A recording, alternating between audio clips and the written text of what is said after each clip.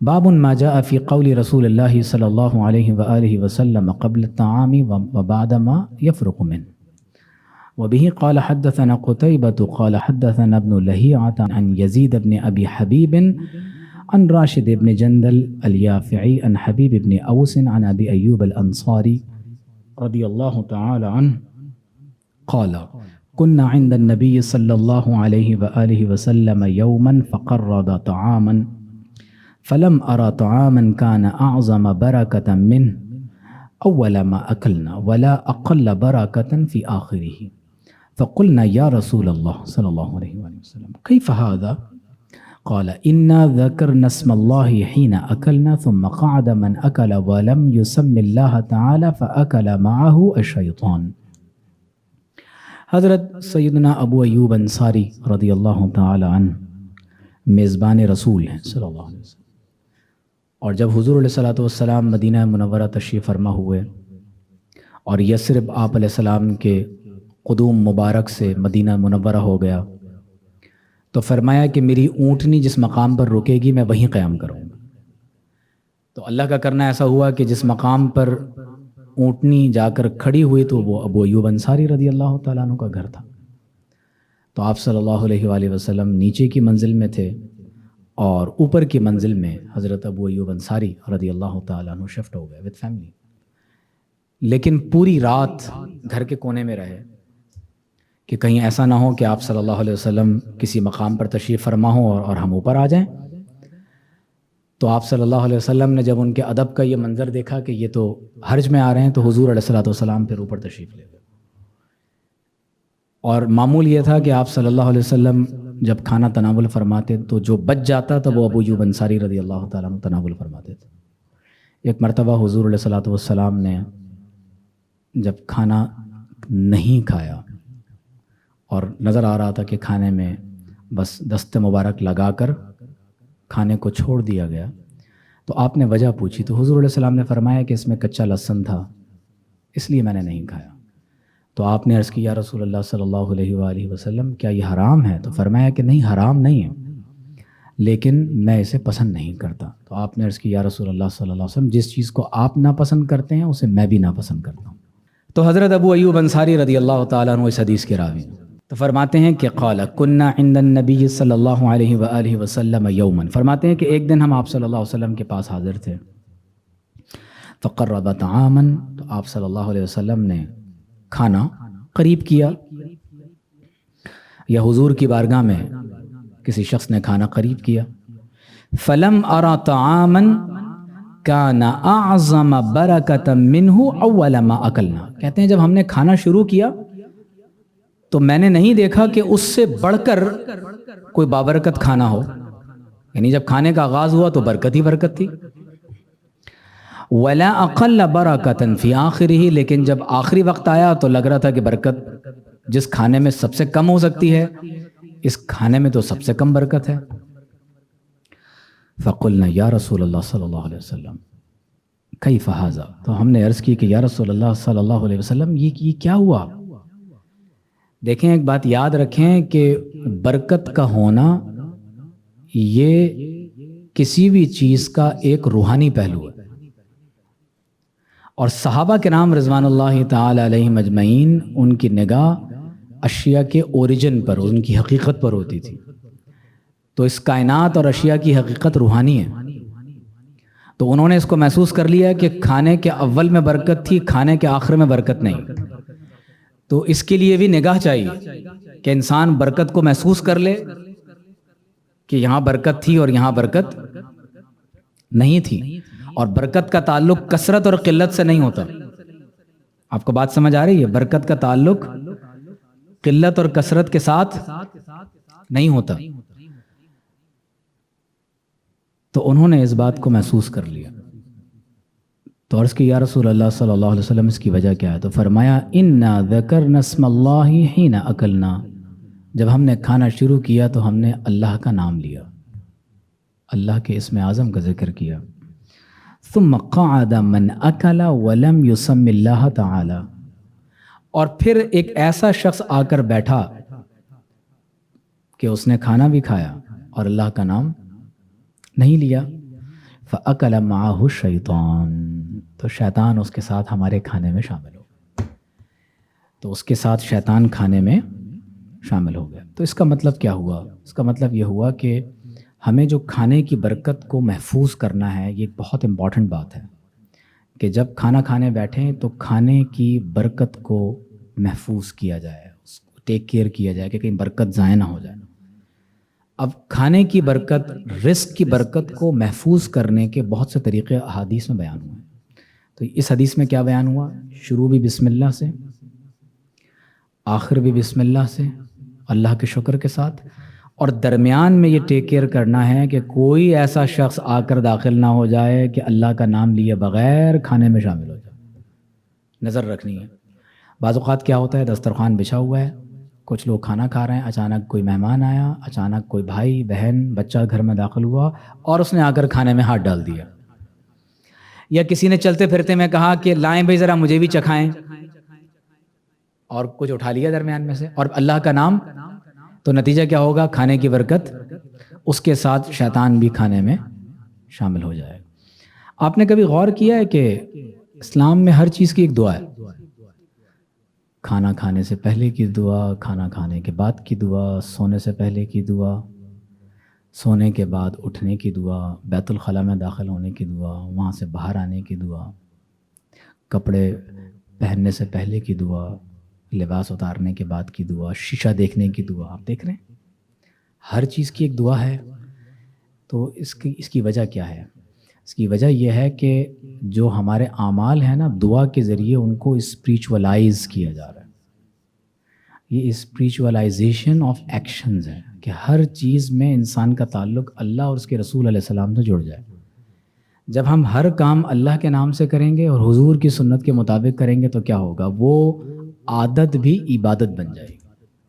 آپ کو بات سمجھ آ رہی ہے؟ عادت عبادت ہو جائے گی۔ پھر آپ غور کریں کہ جب آپ ہر اچھے کام کو رائٹ ہینڈ سے کرتے ہیں تو گویا کہ ہر عمل میں پوزیٹیوٹی کو بڑھانے کی بات کی جا رہی ہے۔ منفی باتوں کو کم کیا جائے، مثبت باتوں کو بڑھایا جائے۔ اصحاب الیمین وہ کام کیے جائیں جو اہل جنت کے ہیں۔ برے کاموں میں کم سے کم انسان کوشش کرے کہ ہاتھ نہ ڈالے، تو انسان کے اندر مثبت چیزیں بڑھیں، مثبت سوچ پرمان چڑھے۔ اس کا بہت گہرا اثر ہوتا ہے۔ یہ آپ جو ہم لباس پہنتے ہیں، طہارت کا لحاظ رکھتے ہیں، پھر اس کے ساتھ وضو کرتے ہیں، مسواک کرتے ہیں، دائیں ہاتھ سے کام شروع کرتے ہیں، ہر کام سے پہلے بسم اللہ یا ہم دعائیں پڑھ لیتے ہیں، تو ہر کام میں اللہ تعالیٰ حضور علیہ السلام کی سنت کی وجہ سے برکت کو شامل فرما دیتا ہے۔ تو لہٰذا کھانے کے شروع میں بھی اور اختتام میں بھی ملحوظ رکھا جائے کہ برکت کو محفوظ کیسے رکھنا ہے۔ وبه قال حدثنا يحيى بن موسى قال حدثنا أبو داود قال حدثنا هشام الدستوائي عن بديل الأقيلي عن عبد الله بن عبيد بن عمير عن أم كلثوم عن عائشة رضي الله تعالى عنها قالت قال رسول الله صلى الله عليه وآله وسلم إذا أكل أحدكم فنسي أن يذكر الله تعالى على طعامه فليقل بسم الله أوله وآخره۔ حضرت ام المومنین عائشہ صدیقہ رضی اللہ تعالی عنہ فرماتی ہیں کہ آپ صلی اللہ علیہ وسلم نے فرمایا، جب تم میں سے کوئی کھانا کھائے اور بھول جائے ان یذکر اللہ تعالی علی طعامہ، کہ اپنے کھانے پر اللہ کا نام لے۔ کھانے پر آپ دیکھ رہے ہیں ہم جانور بھی ذبح کرتے ہیں تو جانور پہ بھی اللہ کا نام لے رہے ہیں، کھانا کھا رہے ہیں تو کھانے پر بھی اللہ کا نام لے رہے ہیں۔ یہ جو ہمارے ہاں ایک طریقہ ہے کہ فاتحہ خوانی کے بعد کھانا تقسیم کیا جاتا ہے، تو بھئی کھانے پر اللہ کا نام پڑھا جا رہا ہے۔ آپ کو بات سمجھ آ رہی ہے؟ دعا پڑھی جا رہی ہے، اللہ کا نام لیا جا رہا ہے۔ تو فرمایا کہ اگر وہ بھول گیا کہ کھانے پر اللہ کا نام لے، تو کیا کھانا پھینک دیا جائے گا؟ کیا کوئی کمپنسیشن نہیں ہے؟ تو حضور علیہ الصلوۃ والسلام کی برکت سے ہمیں اس کا بھی حل معلوم ہو گیا۔ فرمایا تو وہ جو ہی یاد آ جائے تو کیا کہے؟ بسم اللہ اولہ و آخرہ، اللہ کے نام سے جو اول میں بھی ہے اور آخر میں بھی ہے، کھانے کے اول میں بھی اور کھانے کے آخر میں بھی اللہ کے نام سے۔ وبه قال حدثنا عبد الله بن الصباح الهاشمي البصري قال حدثنا عبد الأعلى عن معمر عن هشام بن عروة عن أبيه عن عمر بن أبي سلمة أنه دخل على رسول الله صلى الله عليه وآله وسلم وعنده طعام فقال ادن يا بني فسمى الله تعالى وكل بيمينك وكل مما يليك. حضرت عمر بن ابی سلمہ رضی اللہ تعالیٰ عنہ فرماتے ہیں کہ وہ آپ صلی اللہ علیہ وآلہ وسلم کے پاس حاضر ہوئے اور آپ صلی اللہ علیہ وسلم کے پاس کھانا رکھا ہوا تھا. فقال، تو آپ علیہ السلام نے فرمایا ادنو یا بنیا، اے میرے پیارے بیٹے قریب آ جاؤ. حضور علیہ السلام کی سنت کیا ہے کہ ایک بچہ آ گیا تو کیا فرمایا؟ ادنو یا بنیا، اے میرے پیارے بیٹے قریب آ جاؤ. فسم اللہ تعالی، تو اللہ کا نام لو. وکل بیمینک، اور اپنے دائیں ہاتھ سے کھانا کھاؤ. وکل مما یلیک، اور اپنے سامنے سے کھانا کھاؤ. قربان جائیں، صرف ایک لائن میں حضور علیہ السلام نے پورے کھانے کے آداب بیان فرما دی. ایک جملہ ہے خالی، قریب ہو جاؤ اے میرے پیارے بیٹے. یعنی دسترخوان سے دور ہو کے بیٹھے ہوئے ہیں، برتن سے دور ہو کر بیٹھے ہوئے ہیں، وہاں سے ہاتھ بڑھا کر قریب ہو کر بیٹھے. اللہ کا نام لے. فسم اللہ تعالی، اللہ کا نام لو، دائیں ہاتھ سے کھاؤ. اور اپنے، اب تھال میں کھانا کھا رہے تھے، دوسروں کے سامنے کا حصہ بھی اپنے آگے سے کھانا کھانا چاہیے.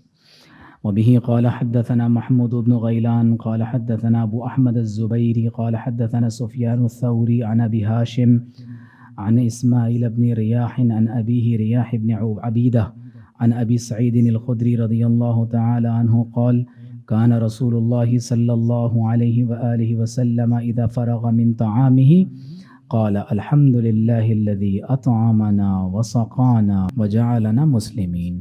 حضرت ابو سعید خدری رضی اللہ تعالیٰ عنہ فرماتے ہیں کہ آپ صلی اللہ علیہ وآلہ وسلم جب کھانے سے فارغ ہو جاتے تو فرماتے، کیا دعا فرماتے؟ الحمد للہ الذی، تمام تعریفیں اللہ کے لیے ہیں جس نے اطعمنا، ہمیں، اب دعوت تو کسی اور نے کی تھی، کھانا تو والدہ نے پکایا تھا، کما کر باپ لایا تھا، لیکن مسبب الاسباب کی طرف اسے، آپ دیکھ رہے ہیں دعاؤں کا یہ فائدہ ہے کہ انسان کی نگاہ پھر سبب کے بجائے مسبب الاسباب کی طرف. تمام تعریفیں اللہ کے لیے ہیں جس نے ہمیں کھانا کھلایا. بندہ سبب بن سکتا ہے لیکن کھانا کس نے کھلایا؟ اللہ نے. وسقانا، اور ہمیں پانی پلایا. وجعلنا مسلمین، اور ہمیں اپنا فرما بردار بنایا. اب جب اللہ کا نام لے کر کھائیں گے تو خنزیر کا گوشت تو نہیں کھائیں گے، شراب تو نہیں پئیں گے. تو دعاؤں کا سب سے بڑا فائدہ کیا ہوتا ہے؟ انسان اپنے اعمال میں حرام کاموں سے بچ جاتا ہے. اللہ اکبر. اور جب عادت ہو جاتی ہے نا اللہ کا نام لے کر ہر کام کرنے کی، تو اگر حرام کام سے پہلے بھی بسم اللہ پڑھ لی تو انسان کو فوراً تنبیہ ہوگی کہ یار یہ میں کیا کر رہا ہوں. بات سمجھ آ رہی ہے؟ تو انسان اللہ کے نام کی برکت سے بچ جاتا ہے.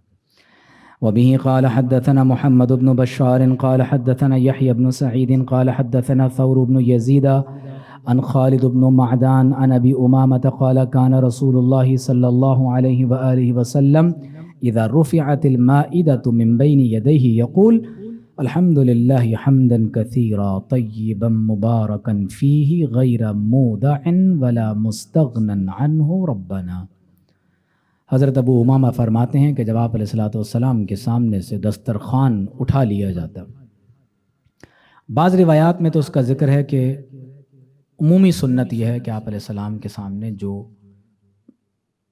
کھال یا چادر یا جو بھی چیز خوان بچھایا جاتا تھا اسی پر کھانا ڈالا جاتا تھا. آپ نے عربوں میں آج بھی دیکھا ہوگا کہ وہ سفرہ پر ہی کھانا ڈالتے ہیں اور وہیں سے کھا کے اس کو لپیٹ کے ڈسٹ بن کی نظر کر دیتے ہیں. لیکن بیان جواز کے لیے حضور علیہ الصلوۃ والسلام نے کبھی دسترخوان بھی بچھایا ہے. تو جب دسترخوان برتن وغیرہ اٹھ جاتے تو فرماتے الحمدللہ، تمام تعریفیں، حمدن کثیرا، بہت زیادہ حمد و ثنا اللہ کے لیے، طیباً مبارکاً فیہ، رزق کی پاکیزگی، برکت اللہ تعالیٰ سے مانگی جا رہی کہ اللہ تعالیٰ اس میں ہمیں برکت عطا فرما دے، پاکیزگی عطا فرما دے. غیر مودعن، اور ہم اللہ کی ایسی حمد و ثنا کر رہے ہیں کہ ہم اللہ کا شکر کبھی ترک کرنے والے، ولا مستغنن عنہ، اور ہم کبھی اس سے مستغنی ہونے والے، کبھی اللہ سے بے نیاز ہونے والے نہیں ہیں. ربنا، اے ہمارے رب. تو ایک اور دعا کھانے کی ذکر ہو گئی.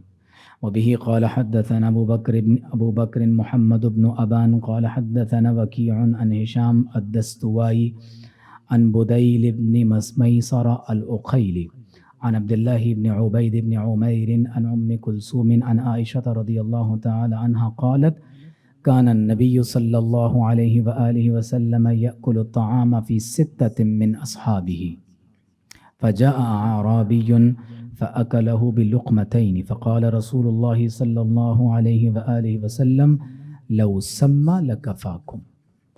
ام المومنین عائشہ صدیقہ رضی اللہ تعالی عنہ روایت فرماتی ہیں کہ آپ صلی اللہ علیہ وآلہ وسلم اپنے 6 صحابہ کرام میں کھانا تناول فرما رہے تھے. کتنے صحابہ تھے؟ فجاء اعرابی، تو ایک دیہاتی شخص آ گیا.